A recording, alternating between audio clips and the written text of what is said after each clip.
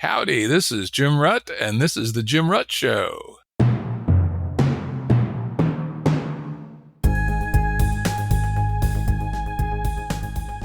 Listeners have asked us to provide pointers to some of the resources we talk about on the show. We now have links to books and articles referenced in recent podcasts that are available on our website. We also offer full transcripts. Go to jimruttshow.com. That's jimruttshow.com. Today's guest is Doyne Farmer. Doyne is a complexity systems scientist and entrepreneur with interests in chaos theory, complexity, and econophysics. He is a professor of complex systems science at Oxford University, where he's also director of the Complexity Economics program at the Institute for New Economic Thinking. He is also an external professor at the Santa Fe Institute. Welcome, Doyne. Nice to be here. Yeah, good to chat. Not only is Doyne a very distinguished complexity scientist, but he also has an entrepreneurial business background. He co-founded the Prediction Company, one of the first companies to do fully automated quantitative trading, made a pile of money at that, I believe, and is today chief scientist at Macrocosm Inc., a company aiming to scale up complexity economic methods and reducing them to practice. And one of my favorite Doyne stories is one of his earliest business enterprises was he and some friends built one of the first wearable computers, maybe the first wearable computer in a shoe, and they developed some associated theory to help them beat the roulette table in Las Vegas and managed to escape without any broken kneecaps. That's a hell of a good story, actually. I remember first time I came out to Santa Fe Institute, I was reading your book about the whole deal. It was ammonia pie or some such thing, right? And it was like, whoa, this guy's definitely a dude. Anyway, today we're going to talk about Doyne's book. I think it came out last year, called Making Sense of Chaos, A Better Economics for a Better World. Let's start with defining some terms that you use in the book, which we'll probably be referring to lots of times. The first is chaos. It's a core idea in the book. You used it 139 times. One of the fun things I do is try to pull out some of the key terms and then see how many times they're used.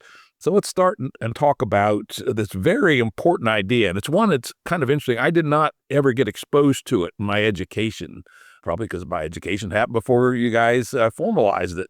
And I didn't really get exposed to the idea till about 1999. And I must say, it's one of the most important things I've added to my intellectual toolkit as I've grown. So for the audience, if you could describe what we mean when we're talking about deterministic chaos.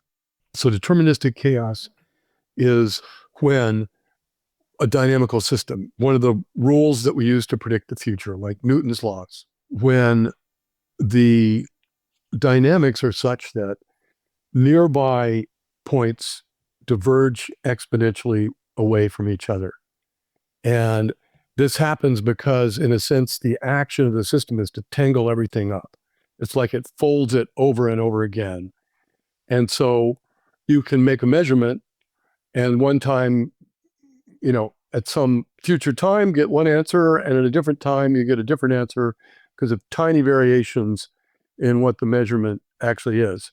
And the other thing about chaos that's very important in the book is that it generates what we call endogenous motion from within the system. So even though the equations may not say anything explicitly about it, the solutions move. And they move by themselves in a significant amount. The great example of chaos being weather, where, as we all know, it can be difficult to predict, and it's always changing.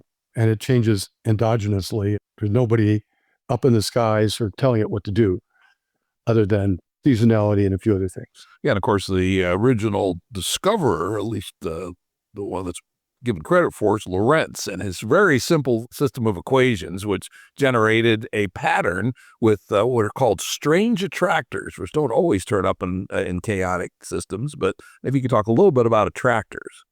Well, an attractor is, as its name implies, something that everything gets attracted to. Where does stuff end up in the long run? And so the simplest kind of attractor is just a fixed point. Something moves and it comes to rest. And if you knock it, it will go back to that same rest point. So that would be a fixed point attractor. Next most complicated kind of attractor is called a limit cycle, meaning that there's a periodic oscillation like a grandfather clock. You set it in motion and it just makes the same periodic motion again and again and again. So as long as you keep the clock wound, it's always going to go to that same motion.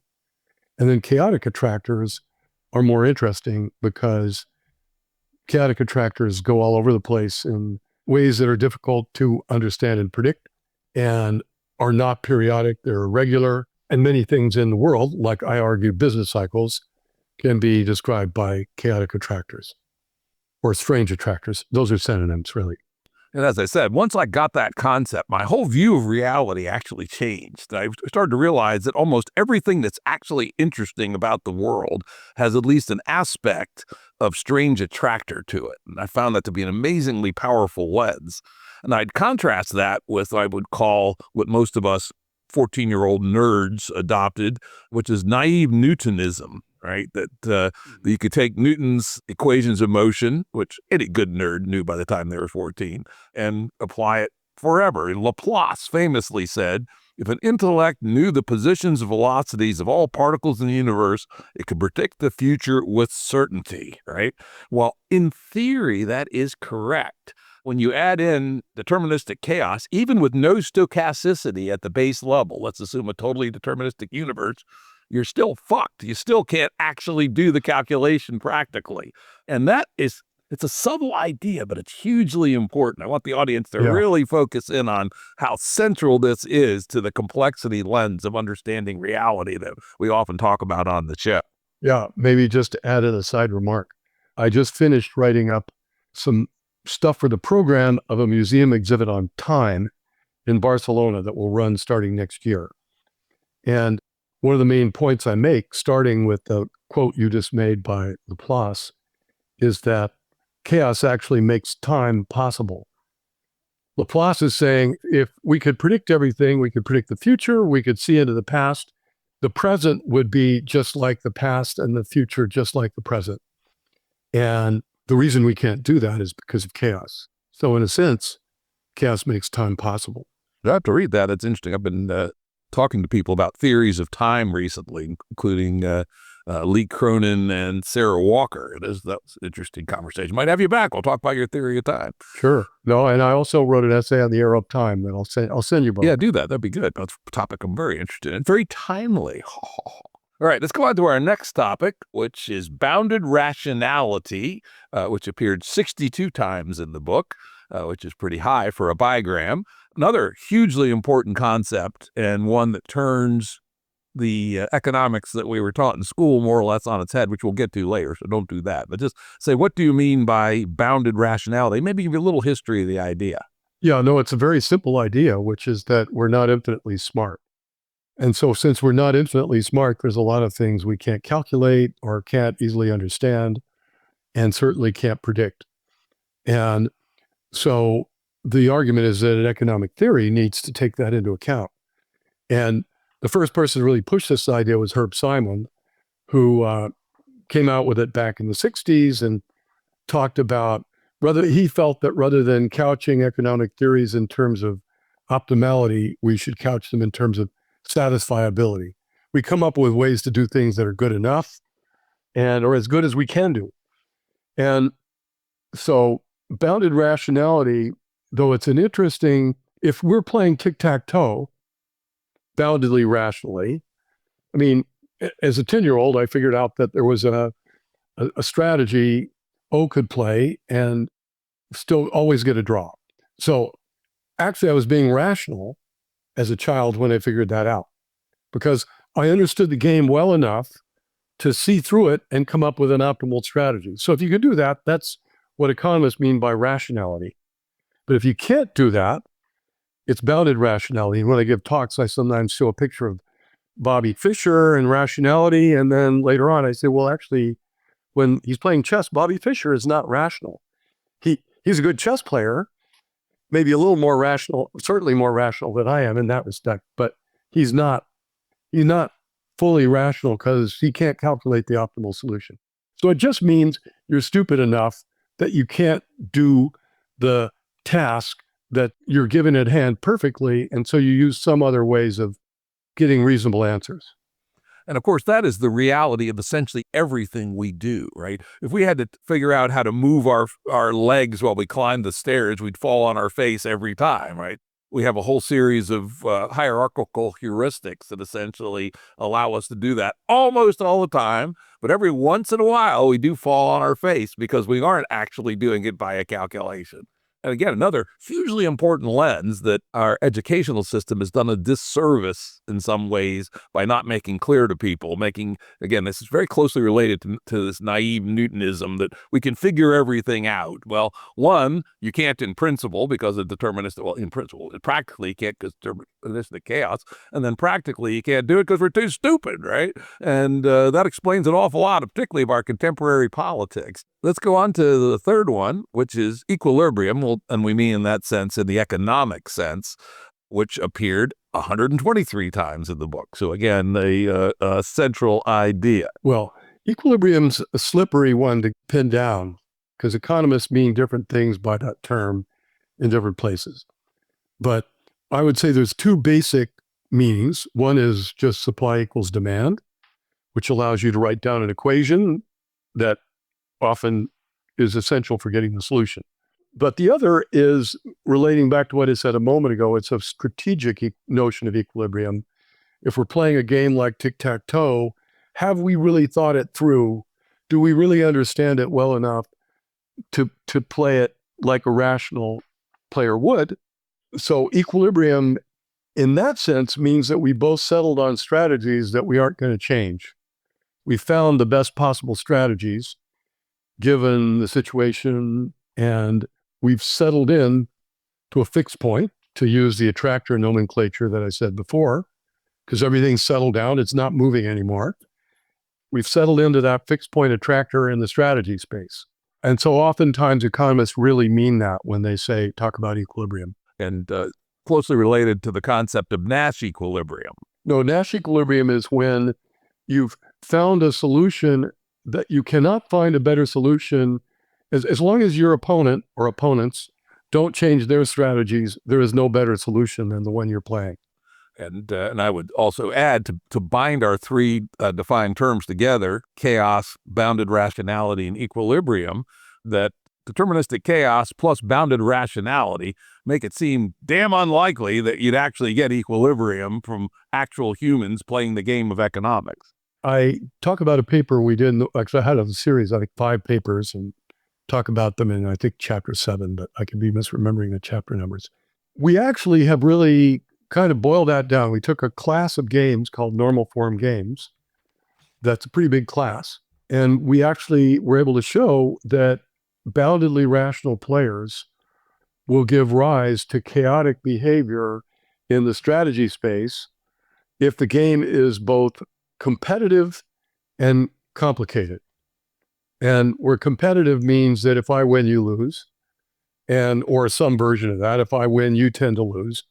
And complicated means just that there's a lot of possible moves in the game. And so the strategies can be very potentially complicated. And so we've studied that shitload and shown that chaos is the norm when that occurs, which means if you're talking about something like the stock market or competing firms in the world, or most of economics, we shouldn't expect that we're going to find good equilibrium solutions. Yeah, that, again, when I started to learn about this stuff in the late 90s, and then when I came out to SFI, hugely powerful learning, right? That this is really the right way to think about social systems in general, that they are, you can't, the other kind of Laplace on one side, Harry Seldon on the other, from the Asimov's Foundation theories. There's some kind of, again, every 14-year-old nerd who read Foundation says, oh yeah, psychohistory, we can figure out history even at a higher grain level than Laplace. But nope, sorry people. It's computational incompressibility. The only way we can find out what happens in the real world is to watch it happen. Though we can make predictions to a degree, which we'll talk about later. Now let's talk about your perception of the need for a new lens in economics. What are some examples of failures of the traditional approach to economics? Yeah, well, one of the classic examples was the crisis of 2008, where everybody was way over leveraged and Mortgage-backed securities were all over the world, and economists were in denial about the possibility of a housing crash. A few people got that one right, Bob Shiller. But what nobody really got right was that the consequences for the global economy were going to be enormous. And the reason they were enormous was because banks throughout the world held mortgage-backed securities, which turned into garbage. And so suddenly everybody's balance sheet was hit, which meant banks stopped lending money, which meant the whole economy ground to a halt. I open with an anecdote about somebody who was high up at the New York Fed, saying in 2006, they ran the Verbis, the best model that the Fed has, and they asked it what happens if the housing market crashes, and it came back and said, oh, not much, a little blip. And they were off by a factor of 20 with that. So they were doing their job. They perceptively realized we were at a dangerous point, but when they asked the model they had, it came back and gave them completely the wrong answer.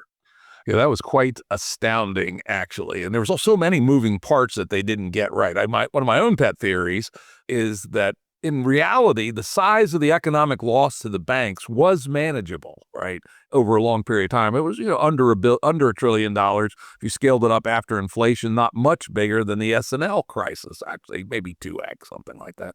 But there were other parts of the system, and my own favorite is that the rehypothecation of collateral had produced a pseudo liquidity of huge scale in the banking system, somewhere between $6 and $10 trillion, where treasury bills and other high quality securities could be lent out by the people who had them to produce. It's complicated. You can read about it. But anyway, after the initial Lehman event, the pseudo liquidity from $6 to $10 trillion of rehypothecation of securities overnight and up to 30 days imploded, disappeared within 2 weeks. And so there was a giant shockwave that came from the inner dynamics of the system, which my guess at least is what turned into a medium-sized economic mistake into a major financial crisis. Does that make any sense to you? Yeah, totally. Very interesting too. I mean, I was part of the group that worked to form what now became the Office of Financial Research, whose original intent was to keep track of what's going on in the economy so we understand stuff like that. Unfortunately, the original vision was never acted on, so we still don't have that. But we could. We could have a tool. Yeah, it's funny. I was actually proposed as director of that office, and that was turned down because I didn't have a PhD in economics. And I laid out a plan of how to build the data and how to tax the institutions that created the data to get the data, and how to do some of the things like you're talking about later in the book. And apparently also I scared them because they knew I was not a very tractable person. I thought that would have been funny, but I had an inside advocate there, which was kind of fun. But anyway, another story for another day. Okay, now let's talk a little bit about standard economic theory so we can contrast it with your vision. Then we give the audience the 3-minute version of Econ 101 and 102. Well, so this is standard for how theories work. So theories in economics are all built on the same template. You assign all the agents, anybody who's making a decision, you give them a utility function, and then you give them a model of the world. Rational expectations is the most common one, but it doesn't need to be that. It could be some more cloudy lens. And then you assume equilibrium, supply equals demand. You write those equations down, you solve them, and you deduce the optimal decisions that each agent should make in order to maximize their utility, subject to the fact that they know that all the other agents are doing the same thing. So very powerful, very hard to do. And hence models are kept pretty simple. I took some economics, but I actually took macro from Samuelson himself in a class of 15 students, a little seminar. My take was, this sounds like fairly obscure bullshit, actually, and decided not to pursue a career in economics based on that course. And one of the things I would now say, looking back, is the sociology of economics is very bound up in closed form solutions, i.e. mathematical equations, systems of differential equations, etc., that can in theory be solved, or at least with, Wolfram Mathematica or something. And yet, that's probably a peculiar lens to restrict the exploration of a complex system like our economy. Maybe you can talk about that a little bit and then transition to the complexity view. Yeah, well, I totally agree with what you just said. It's losing track of the real purpose of what you're doing. My view is, if I'm given a problem, I go, what tool should I use to solve this problem? And I look around and try and find the best tool, whatever it is. And the problem is, many problems, at least, if not most, in economics are complicated. And the formalism I just said, you can't get the solution. If you can find it, it would take a computer, an infinite time. And so you have to do something more practical, which is what we're focusing on, namely to simulate the economy.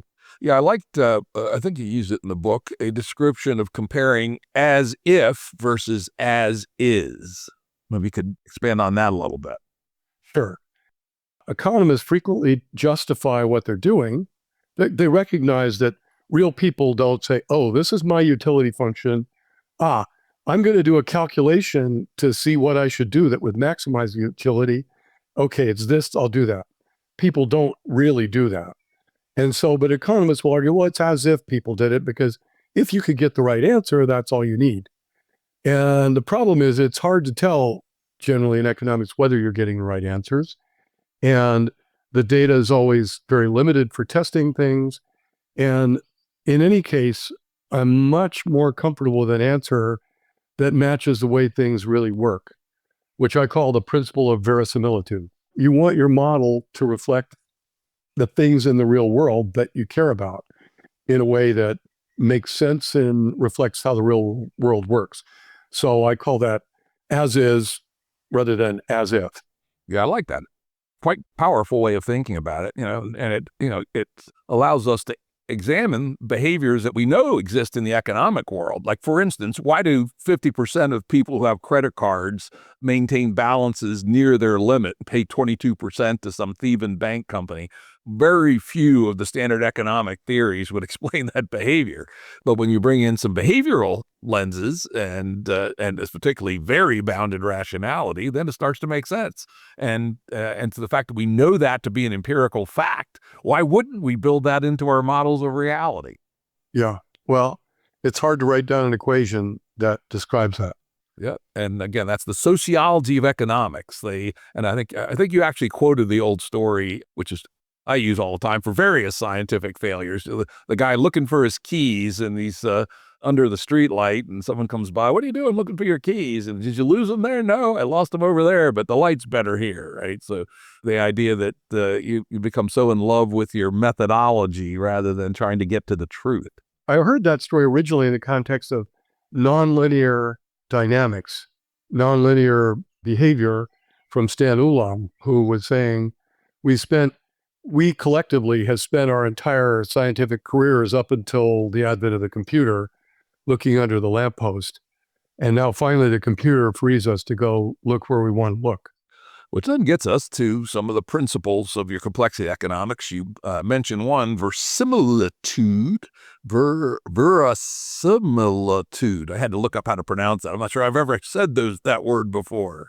Well, I knew what it meant, but that's one you've seen in a book, but you don't exactly use too often, right?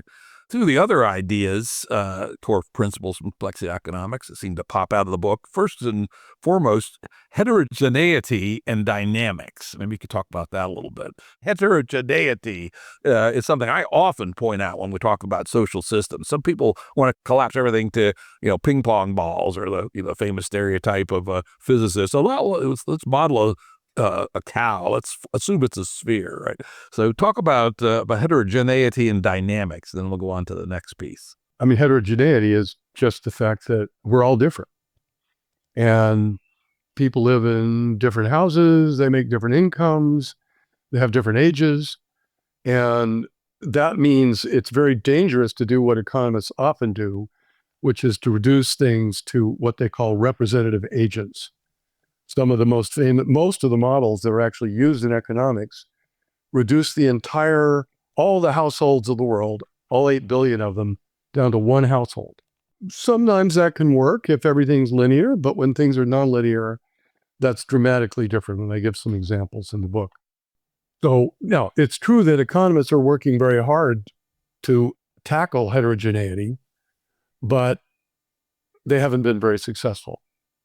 And it really ties up this formalism into knots because it's just too intractable to put it in there. They have some solutions, but their hands are really tied ultimately. Whereas with what we do, we just simulate the world. We simulate as many individuals as we need to simulate.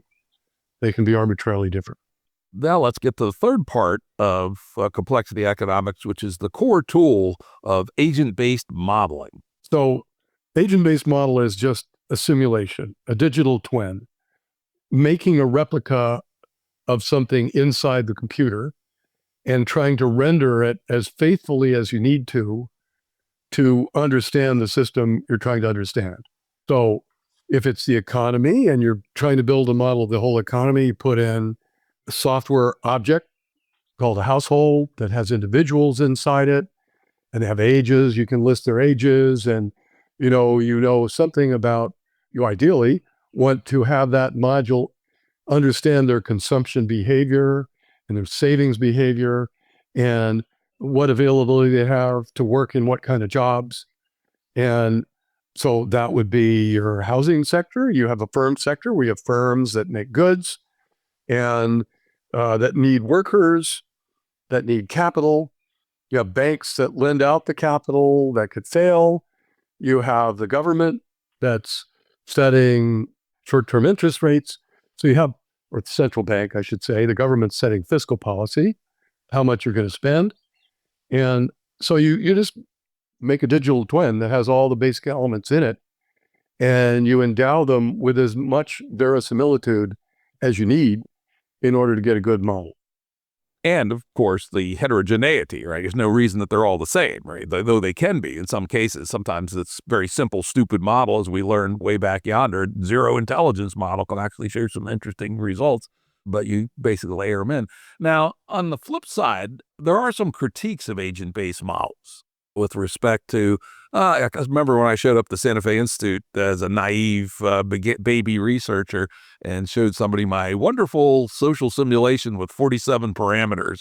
They slap me on the hand and say, boy, 47 parameters, you can produce any result you want. See if you can cook that down to 3. 2 would be better, 1 would be best.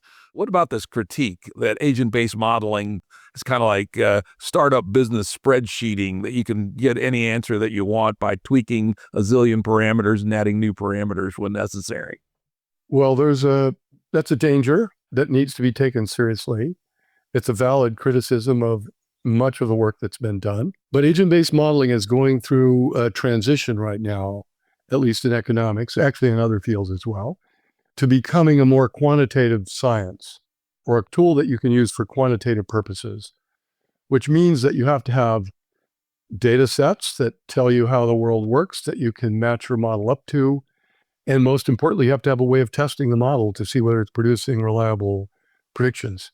So that's something we've worked on quite hard over the last decade. We have better algorithms for setting parameters of agent-based models from data. We have ways of understanding, well, okay, you have 40 parameters in a model, but what's really going on? It turns out that usually there's only about 3 independent directions in the parameter space that control 99% of what happens. So if you understand those 3 directions, then you're in good shape. So we've sort of come up with ways of constructing models that have verisimilitude and have it in a quantitative way where we can really, my rule of thumb is test everything in sight. Anything you can measure and match your model up to, test it and see whether it's right. So that you can look down inside the model, ideally, and if it's not doing the right thing, see what's wrong and make it do that part better. It's a big enterprise to build a large-scale quantitative model, not something you're going to do in your spare time in your kitchen, but it's quite doable. just requires a lot of work and good judgment. It's been a while since I've dipped into the literature of agent-based models. I'll have to refresh my knowledge on these newer theories and how to build really quantifiably verified models, and probably something like machine learning approaches where you can use large data sets in an intelligent, unsupervised fashion, I suspect would be relevant also. Very relevant. These days, I usually don't start designing a model until I understand the data that I'm going to use the model with. Yeah, one of the big insights of recent movement in towards a more data-based approach to science, which some people disagree with, right? Say, oh, look, we can't forget about theory. Theory is also important. But we've probably been over-indexed on theory in some domains, particularly social science, where theory is just some stuff some dudes made up mostly. All right, well, now let's move on to what new perspectives does complexity economics give us? And I think let's start with, what is the actual nature of complexity? What is it about complexity that you, I, lots of other people find so interesting? What is the core driver of it? Yeah. So I opt for a definition that really is not a full definition, which is that complex systems exhibit emergent phenomena. So, okay, what's an emergent phenomenon? An emergent phenomena is something that you couldn't have easily anticipated, no matter how smart you are. So chaos is a nice example of a simple emergent phenomenon. You show me some equations. In general, even the best mathematicians can't just tell you whether it's going to be chaotic or not. To find out, you really have to simulate it and see what it does. Even if those equations are very, very simple to write down. That's in a way when complexity becomes most dramatic, when you see something that's simple generate very complex behavior. The classic example of a complex system I like to quote is human brain. You take 85 billion neurons, wire them up in some complicated way, and how would you have predicted you would be able to get that if all you were doing was looking at a single neuron? And from the understanding of a single neuron, it would be hard to predict that you could get a person. And the economy is maybe a simpler complex system to understand, but it's very much has emergent phenomena. I do an estimate in the book, and I think I calculate that if we didn't have the economy, the world we'd have to have about a factor of 100,000 less people. Because if we were all just Robinson Crusoes out there operating independently of everybody else, plowing our fields and shooting animals or whatever we were doing, we probably wouldn't be shooting, because how would we manufacture guns? The capacity to support human beings on Earth would be way, way smaller. And that's because the economy is a remarkable amplifier of our effort. I find it shocking, as I thought about this more, how just specializing and sharing ideas and commerce, what a powerful thing that is. What a huge amplification it gives us. I had a similar insight when my daughter bought her first car. I helped her negotiate the deals. I love to negotiate car deals. One of those perverse people that actually likes to screw with car salesmen. Her first car was about $25,000. It was a Nissan Juke. And as I step back a bit, it's amazing. $25,000, which was about 6 months' salary for a starting graphic artist. 6 months of a person fresh out of college. How long would an artisan take to build a car? And I think it had an automatic transmission, AWD, air conditioning. And I looked at it, I said, a skilled artisan with a metal shop and a forge in 6 months might be able to make the driver's seat if he was good and knew other things like how to stretch hides and how to sew and all this stuff. And I go, damn, this thing has a motor and transmission and tires and complicated electronics, and it didn't yet have a computer screen and stuff. But how in the world did our work get so optimized that things from all over the world could come together to be able to produce this artifact that could be paid for in 6 months worth of work by a entry-level person? Quite remarkable. And, Adam Smith hits on this with his some of his early examples of the pin factory, for instance, right? Which is kind of interesting. All right, so let's move on a little deeper into complexity, and that is the distinction between endogenous and exogenous change and how that relates to the economy. So Endogenous change is when it comes from within. So the 2008 crisis was a good example. Didn't happen because a comet hit the earth or something like that. The opposite would be the COVID recession, which happened due to a disease that's exogenous in the sense that no economist would have been able to foresee that was going to happen outside of that domain. And both are important for the economy, but mainstream economics is really set up to deal with exogenous changes and not set up to deal with endogenous changes. Yeah, indeed. A lot of traditional economics, oddly, assumes that everything is exogenous, because otherwise you'd have equilibrium. When I was a young entrepreneur, I would sometimes say, wait a minute now, if the economists are correct, why would anybody be an entrepreneur? Because nothing ever changes, right? And yet we know it does. So go ahead and be an entrepreneur. All right, one final sort of basic building block is one of the things that differentiates the economy and other social sciences from, say, the physics of chaotic systems and complex systems is the agentic nature of the players. Talk about that a little bit. Well, people make decisions, we think.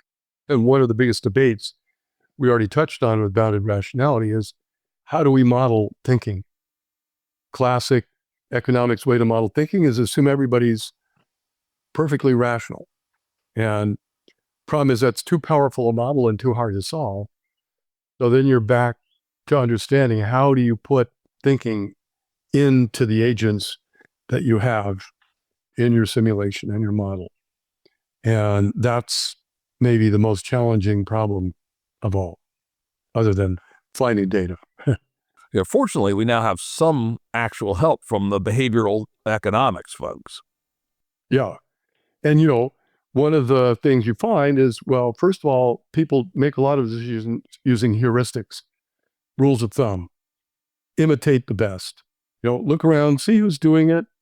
Oh, they seem to be good at it. I'm just going to mimic what they're doing. Or trial and error, try something. If it works, keep doing it. If it doesn't work, try something else. If you're a financial investor, buy undervalued assets. I mean, in a model, that's a heuristic that works great for many purposes.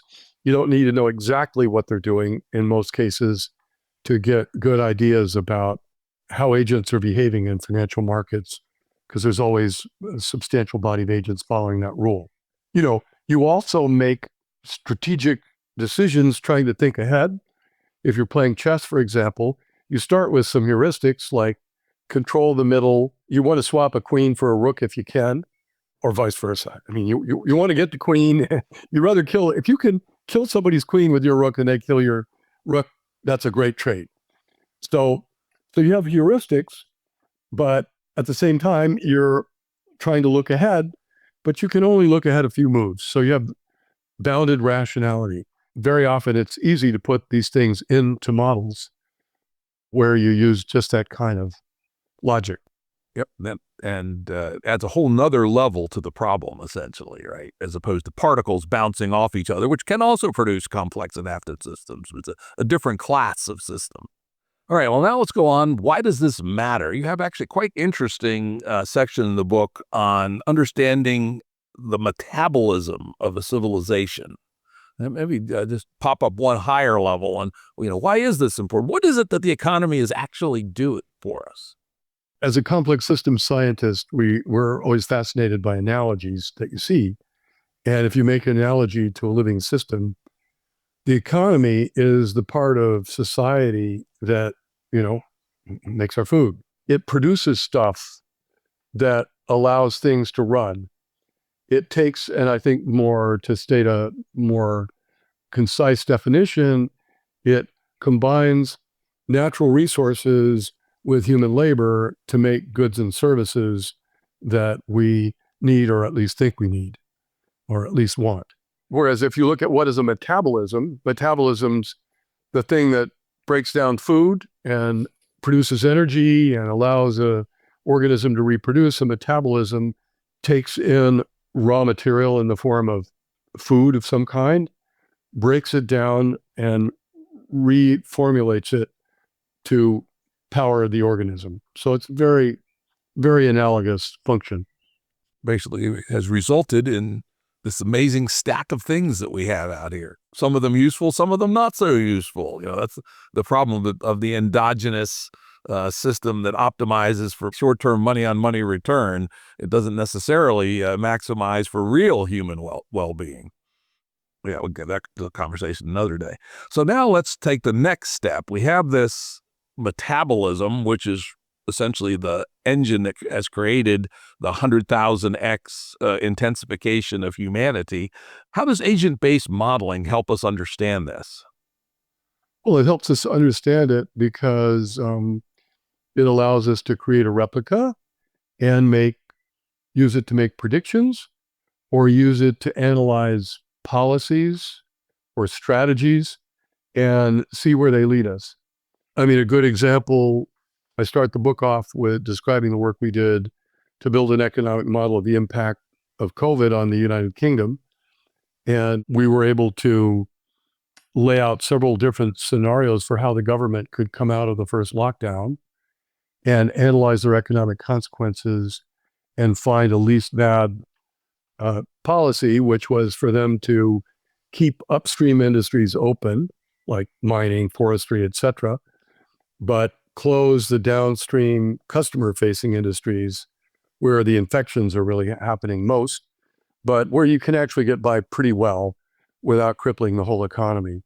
And so maybe that's sort of intuitively obvious, maybe that's part of why we tested it, but we could test it and say, look, this is what the economic impact will be if you do that.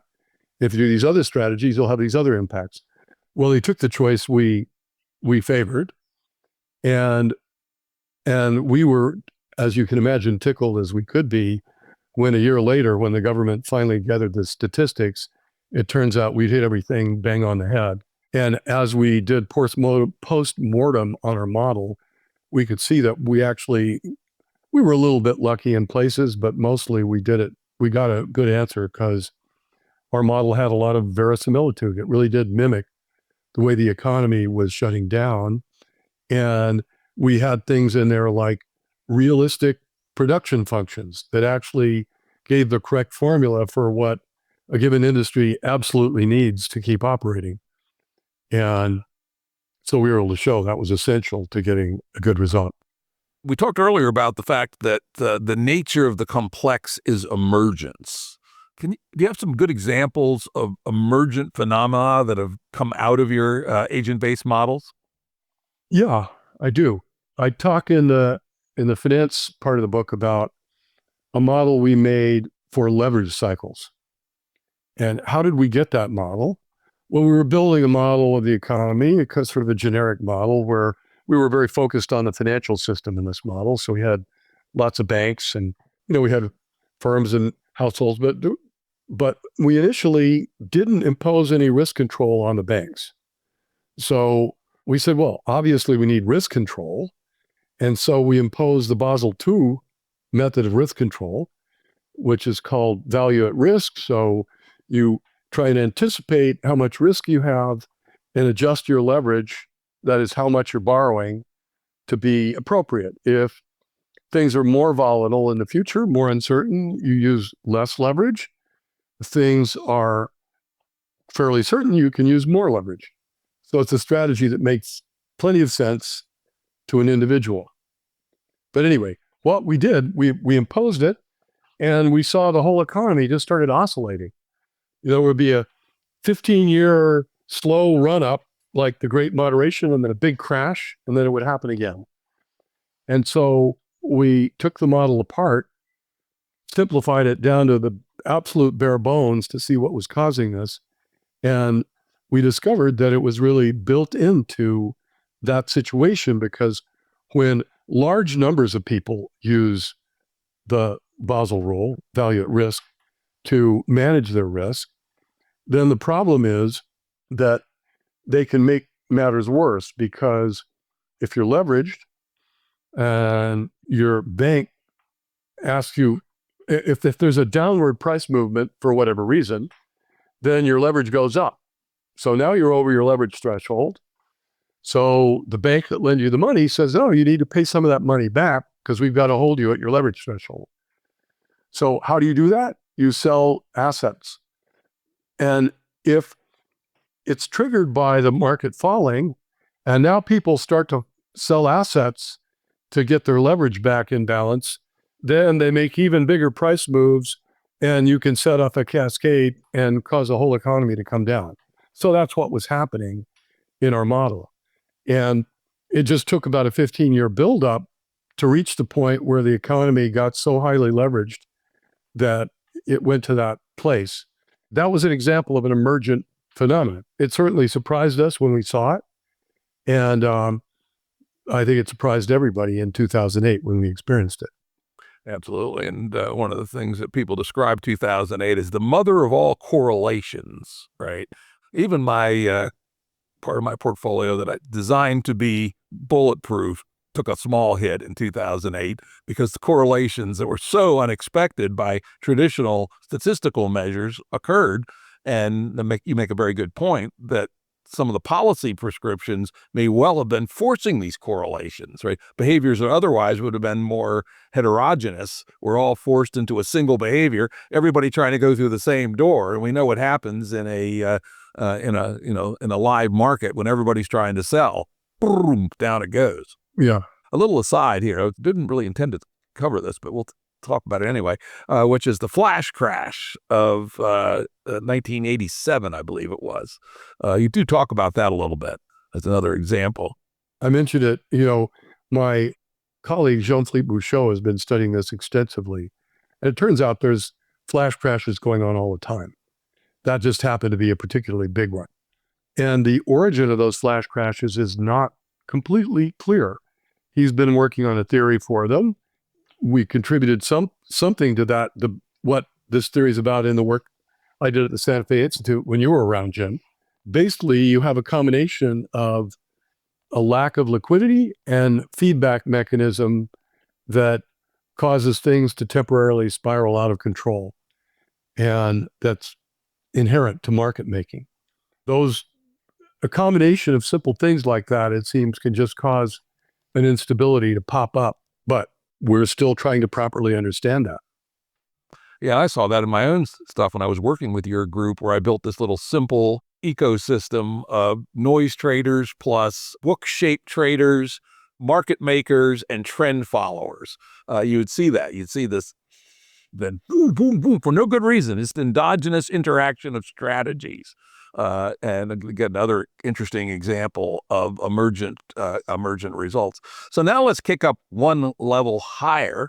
And that is the thinking that you laid out in the book about the nature of business cycles. First, maybe define for the audience what a business cycle is and why they're important, and what your emerging insights are on business cycles with respect to complexity economics. So business cycles just reflect the fact that the economy is changing all the time.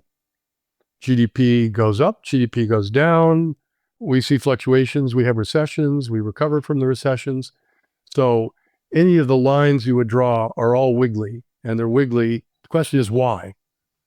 And in traditional models, the assumption is there's noise from things like us becoming more impatient or less impatient as a group, and various external causes that get amplified and turn into business cycles.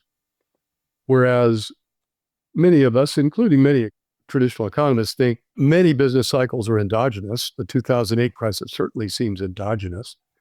And yet, so we need a way to model it. And hence chaos, which is a conceptual mechanism that generates business cycles.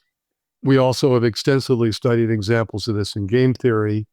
And one of our main motivations for building an accurate agent-based model of the whole economy is to understand the drivers of business cycles. Big problem. Surprising that it's still not answered in economics. It's one of the big questions that's sitting there for macroeconomists, certainly one of the top 5 questions in macroeconomics, and we don't know the answer. I remember when I was a student, one of the theories that was put forth was due to imperfect information flows in the hard economy, inventories would tend to build up. and that they were thought to be back in the 70s, when I was a lad, thought to be a major driver of business cycles. But then with better information systems and better logistics systems and the computerization of everything, companies got way better at controlling their inventories. And that may have had something to do with the great moderation. But business cycles, as we discovered, did not disappear. So there's many other things going on. But I argue in the book that the key element is that we're boundedly rational. So we can't look ahead and see what everything implies.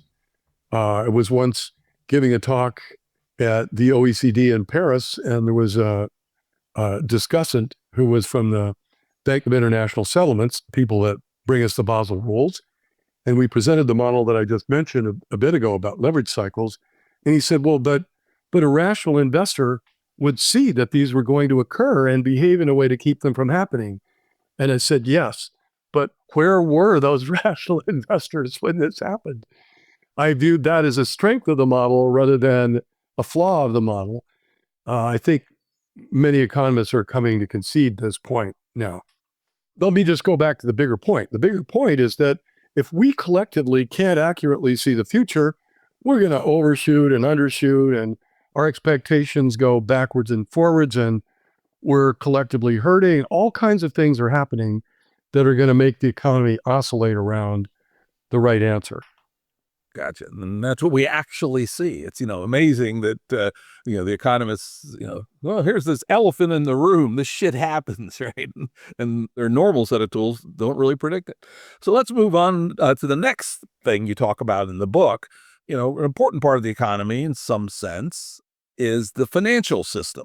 And maybe we can start out with your personal story of the prediction company, which actually gave you some important insights into all this. Yeah, it certainly did. In a sense, this goes all the way back to doing roulette, because what roulette made me realize is it's really fun to try to find something that people say you can't predict and then figure out how to predict it. And so that's become a theme in my life.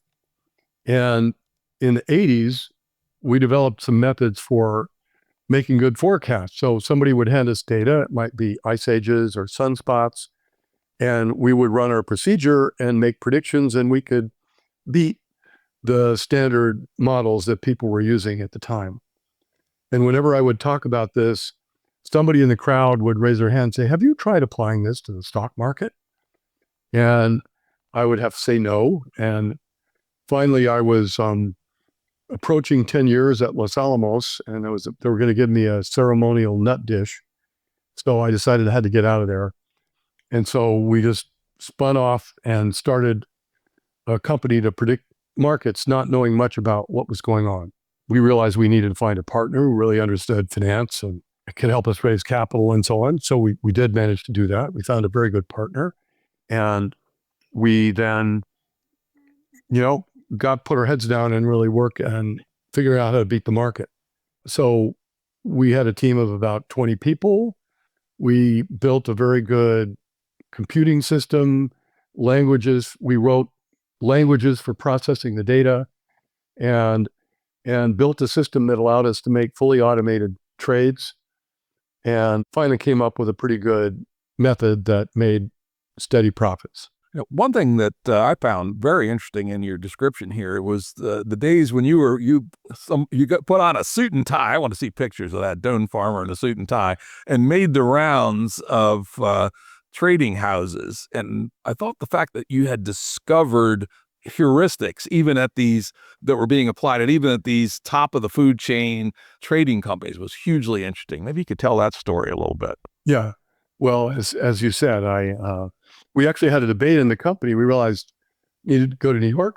They expect you to wear a suit. So I didn't know the suit.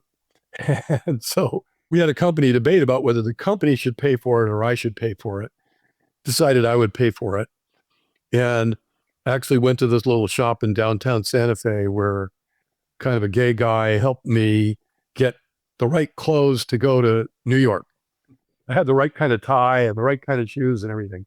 The thing that I saw that fascinated me was the diversity, even within the financial business, of the anthropology. There are different kinds of financial firms. people in different firms speak differently, dress differently, and follow different strategies. And even in the same building, remember, one floor of Bank of America, this was actually in San Francisco, they said, oh, we just follow technical trading rules. That's the only thing that makes any sense. And the floor below them said, we only follow the fundamentals. Those technical trader guys are crazy. And so I was just surprised at the diversity of beliefs that vast sums of money were being traded on in the market. And also became aware that a lot of this was fairly bogus back then. I think it's much tighter now. The quants are more in control of the system. I had to actually edit a few things out of the book where I named specific companies and specific clowns I met in them and the ridiculous strategies they were following. Yeah, it was quite remarkable to me when I did business on the other side, selling tools to Wall Street through a lot of my career. And I'd scratch my head going, these suckers are making millions of dollars doing technical analysis. What the fuck, right? I think I would be just as good off to go talk to an astrologer, tell you the truth. They might even give you a better reading. And but the people on Wall Street believe the stuff. And of course, one of the things that we discovered when we were doing the work in your group was that having these beliefs actually has impact in the market, right? Which you describe in the book, which I think is another very useful lens, is thinking about finance as an ecology and ongoing evolution. Maybe you can talk about that a little bit. Yeah. During my time at Prediction Company, we started reading the financial economics literature because we get a little thing from our partner O'Connor and Associates. You'd check off the ones you wanted. This is before the internet. And they would just send us a pile of papers to read every month. And so I became familiar with the financial economics literature. It was useful because there were a lot of papers along the lines of what were called stock anomalies, weird things that appeared to make money. So we implemented and tested every single one we could find, and found that half of them we couldn't reproduce, period. The other half, we could reproduce the result on the data they were using, but when we used other data, we couldn't reproduce it. And then the remaining quarter actually was useful. So we built a lot of our portfolio out of those. But as I was thinking about it, I realized that in this financial economics literature, they typically assume you have these rational investors and you have some tiny perturbation away from perfection. Whereas what I had deduced is people don't have any real idea what's going on in the market. Everybody's strategy is highly inaccurate. And one of the calculations you can do is if you can beat the market, if you can make the right decision 55% of the time, and you do daily trades, you make a ton of money. So even a very noisy strategy can work extremely well, as long as it's actually true. What I realized is, no, the market, you have all these different specialists. You've got the guys on one floor who are doing technical trading, the guys on the next floor that follow fundamentals, the guys on the floor below that are market makers, the guys on the floor below that who are option traders, and they're all doing very different things. And the market efficiency just doesn't come automatically. Insofar as the market is remotely efficient, it's because all of these different strategies combine together to make some profits, even though they're all quite inaccurate, and nudge the market a little bit towards efficiency. I'm a fan of Fisher-Price's statement, yes, I believe in market efficiency. The market's within a factor of 2 of fundamental values 90% of the time. I think he actually probably has the numbers about right. It is amazing how much even S&P, any given S&P 500 stock oscillates in a given year. It's a big number, way bigger than the economic value could actually be changing, right? Exactly. There's no way all that financial volatility is coming from fundamentals, as Bob Shiller pointed out. But if you have a market ecology where each agent is implementing a strategy that has some useful bounded rationality in it, typically, though there are people who trade with what really is equivalent to astrology, because we found some of the technical trading rules actually work. Not super well, and they may have years of not working, and they'll have a few years where they work. But you have this big ecology of different strategies groping its way towards setting prices at some reasonable values, but fluctuations up and down are huge and often well off the mark. In your work at Prediction Company, did you explicitly model ecosystems of traders, or were you more brute force statistics? We were brute force statistics. It was only later that I started making models with different kinds of agents to see how they would work and so on. Yeah, in retrospect, I wish I'd taken my work that I did with your group. Well, actually, I made a conscious decision not to trade it, right? I was so burned out in the business world after busting my ass for 25 years. The last thing I wanted to do was trade. I actually had a guy come and offer me $500,000 to put it to work. And I just said no. I think it would have worked at the time, but it was, specifically the book shape stuff, back testing, and it seemed pretty powerful. But no doubt, And that's people all. have made money doing that, Jim. I know people, these firms, these high frequency firms, they do that in a major way nowadays and have been for a while. And of course, we know that the opportunity keeps shrinking. You do talk about that over time, that inevitably the sharks find the food, right, and eat it all, and then they eat too much and start losing money, and then somebody figures out how to take advantage of that behavior, which is the evolutionary part of trading. That's totally right. And I think you're right that if you'd done what you said back in the 90s, that would have been a big money maker. Or in my case, it was early double aughts, but even then it would have been a big money maker. It was still time to do it back then. But in retrospect, I'm glad I stayed away from that, because it would have been a tar pit. And we all know what some of those finance guys are like in terms of a moral ecosystem. Not all of you guys out there in finance are bad, but there's a fair number of sick fucking sociopaths, to not put too sharp an edge on it. Yeah. All right, let's move on again, a higher level, to another an area where Doyne has made some serious contributions, and it actually ties together in an interesting way, and that is climate economics. And let's actually start with the interesting analogy to where you're going with complexity economics, which is the development of weather forecasting. Well, I just found fascinating. I read a really good book called A Vast Machine that chronicles how weather forecasting got developed. And the obvious question you ask is, why not do the same in economics?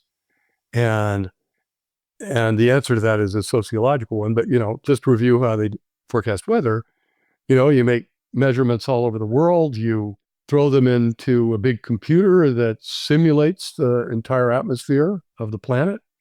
And you try and do that with as much fidelity as you can. And on one hand, it's an easier problem because laws of physics are known and agreed upon.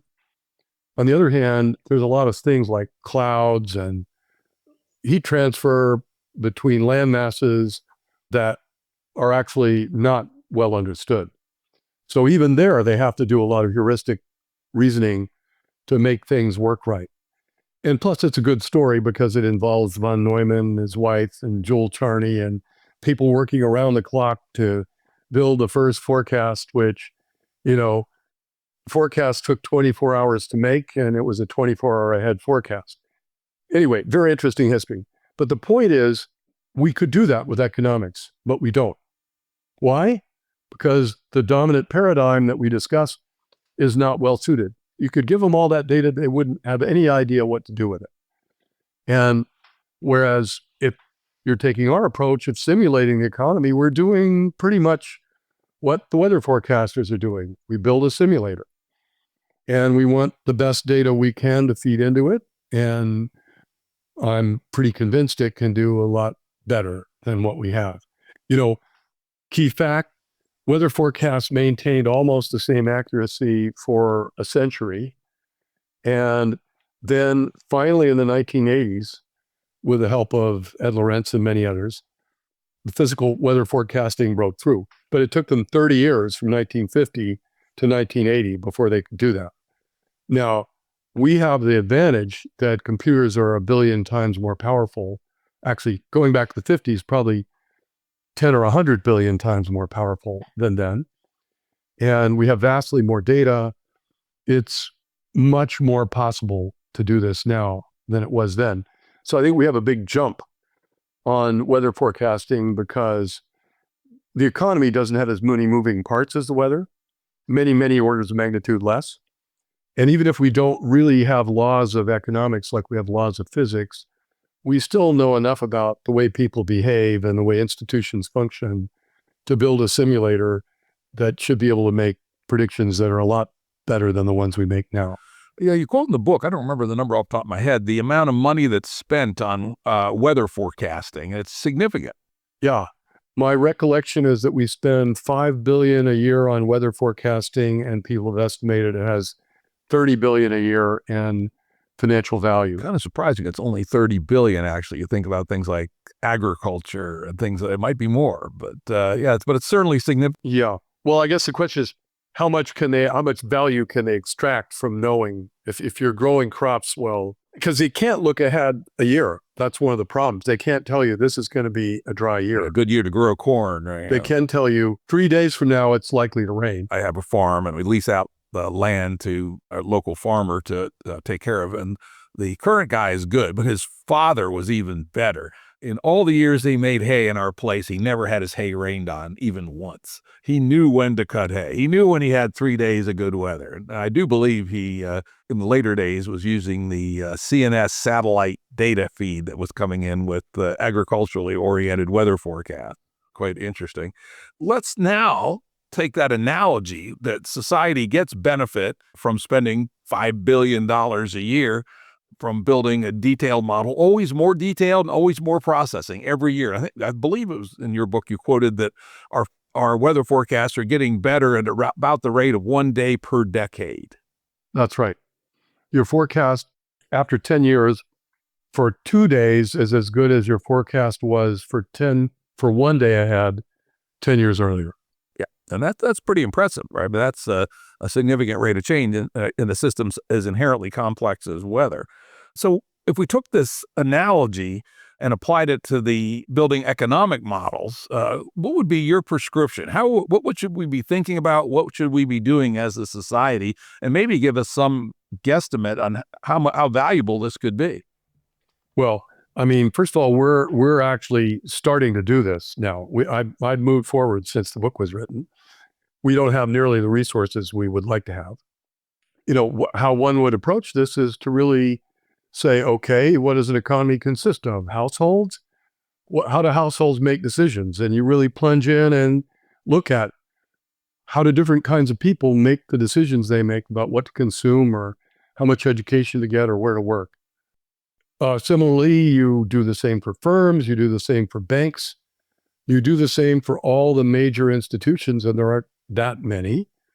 And then you put all your knowledge into the computer and simulate it. Now, we're doing this now on a couple of levels. We have a simulator that can simulate a country. We're getting close to being able to simulate the whole world, but we can at least simulate countries. We've simulated 38 different countries and shown we're making decent forecasts now.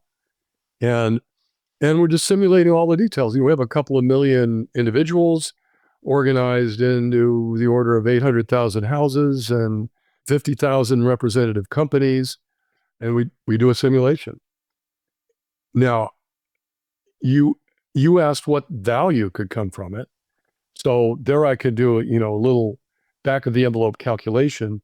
We lost the order of $10 trillion from the 2008 crisis, maybe 20 or 30, but at least 10. And so if we could avert that crisis, obviously that would be hugely valuable. So if you had a $100 million project that could avert a $10 trillion crisis, I think if I'm doing the numbers right, that's a factor of 10 to the 5 payoff. Now, of course, that's over optimistic because it might not work. So let's say it only has a 1 in 100 chance of working. All right, that's still a factor of 1,000 payoff. And let's suppose that we don't actually get rid of the crisis, but we ameliorate it so that we make it 99% of what it was. We knock off 1% of the harm. We're still giving a factor of 10 payoff. Seems valuable to me. And it seems like, given that nobody's done this or even come close to doing it, it's worth doing. So I'm pushing that, spending a lot of my time these days trying to convince people to put some money behind doing that. In the meantime, we're doing something else that's even more concrete and more feasible. We're building a model of energy investment. And we're doing it by building a model at 1-to-1 scale, a literal model. So there's 30,000 energy generating companies in the world. All 30,000 of those companies are in our model. Those companies own 160,000 assets. All of those assets are in our model. And at least in the initial condition. And every year we simulate the energy system. We figure out how much energy each company supplies and at what price. And therefore we can estimate their revenues. We can estimate by other means their costs. Therefore we can estimate their profits. So that's already potentially extremely valuable. But then we can also simulate their investment strategy, because companies make decisions in a fairly transparent way. I mean, not always, but they look around at possible projects, they look at the returns on the investments, and that will determine whether to decide to build a solar farm or another gas-fired plant. And so we think we could also simulate that and then use that as a guide to help us go through the energy transition. And the thing I love about this project is we have all the micro data we need. We have 25 years of data where we get to see each firm adding each asset as it goes along. We have the data about each asset to figure out how much it's going to participate in the electricity system. And we can see all the investment decisions that got made. We have more than 100,000 investment decisions in the data set, and we have a gazillion decisions about electricity and oil and gas in the data set in terms of the day-to-day operation. So I'm quite optimistic this is going to work at the end of the day. And if you think about the macro model I mentioned earlier, we can build out from this in that direction, because for this model, we're really putting in a lot of domain details about how industries work. What's the difference between a gas industry and the oil industry and the hydropower and so on. And so there's just a lot more embedded knowledge in this model by orders of magnitude than any economic model. Let's drill into this climate thing a bit, because if we step back and look at the history of humanity, how we manage the transition to stopping using the atmosphere as a dump for greenhouse gases, it's probably the question for humanity, assuming we don't do something really stupid with nuclear weapons or biotechnology or AI, but in a lot of ways we could whack ourselves. But the one that's going to crush us in the end, if the other ones don't, is climate change, right? And finding the right road to climate change that doesn't bankrupt us on one side or take too long on the other ought to be, though it's not for despicable reasons, it ought to be at the very top of our political agenda. How does your work potentially address choosing the trajectory for humanity? So we did another body of work, not necessarily even complexity economics, which is just to collect a lot of data about technological change. How fast do things improve? How fast do costs come down? We're all familiar with Moore's law and computers, but it turns out lots of other technologies satisfy something like that, although rarely at such a rapid rate. Similarly, technologies follow S-curves in their deployment, which have a very universal shape. So we've been gathering data to understand both of those and use that approach. Back in 2010, I used that approach to predict what the price of solar PV energy would be in 2020 and said, well, it's going to be as cheap as coal-fired electricity in 2020. And everybody said I was nuts, and that was right. Why was it right? Because I was just smart enough to plot the data on log scale and draw a line through it. It was not a brilliant act, but they just weren't doing that. And so I think one of the things you see is that it's the results of all this research are that solar energy in particular is likely to get very cheap in the future. We predict the median cost of solar energy in 2050 will be $3 a megawatt hour. And so it makes it more than a factor of 10 cheaper than it is now, and will make electricity cheaper than it's ever been. We see batteries coming down quite rapidly. And then there is solid state energy storage hanging out in the wings. So, I think it's going to happen faster than most people think. And we're just damn lucky that we have the technologies that we need coming along right when we desperately need them. I mean, we're still going to have at least 2 degrees of warming. So dramatic change to the earth, but hopefully not runaway outgassing of the tundra. We'll see. Yeah, it is very optimistic. As I read that, I go, that actually means, I mean, it appears that our politics is just utterly broken on climate change. Nobody has the guts to do anything, even though a clear solution is pretty obvious, which I talk about from time to time, which would be a escalating carbon tax or greenhouse gas tax at the source, at the production of the fuels, which is then refundable per capita, which would give everybody an incentive to reduce their own consumption because of the signal at the pump, but at the same time would be net neutral with respect to the flow of economics and actually would have an egalitarian purpose because rich people burn a shitload more fuel than poor people do. So like 70% of people would make money off of this deal. But yet even this obvious, simple solution, which has been endorsed by hundreds of economists, no politician will even mention it today, right?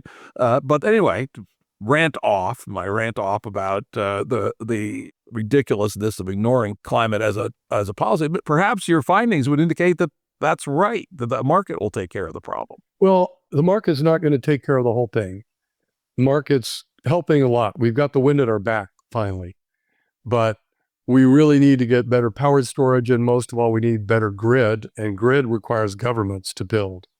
So you have to have some willingness to support really rolling out the grid. We actually estimate the net present value terms as a net savings of money by transitioning quickly of the order of $11 trillion. But we do need government to allow us to really increase the grid and do more things with electricity and change the economy in that regard. Of course, a lot of the changes needed to be done on the grid are not actually government spending per se as regulatory reforms. I mean, it's almost impossible to build a power line today in the United States without a zillion NIMBYs coming out and saying, no. No, that's right. And we need to fix that. The U.S. may end up, I think the U.S. is going to be the big loser on this and many other things that are building these days because, well, as we all know, the Chinese are taking over these technologies, and these are the technologies of the future. Fortunately, learning curves these days are relatively transportable across boundaries. So even if we're just a couple of years behind the Chinese in the technology of solar cells, big deal, probably, right?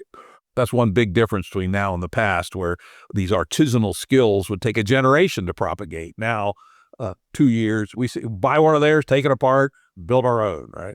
We can be fast followers, and that will be just fine. I'm not too worried about that aspect of it. All right, well, that's interesting. So now let's go on to the kind of the conclusion of the book, which is if we take these ideas and extend them further into creating essentially a huge model of our society and our economy and becoming what you called a conscious civilization. Let's talk about that a little bit.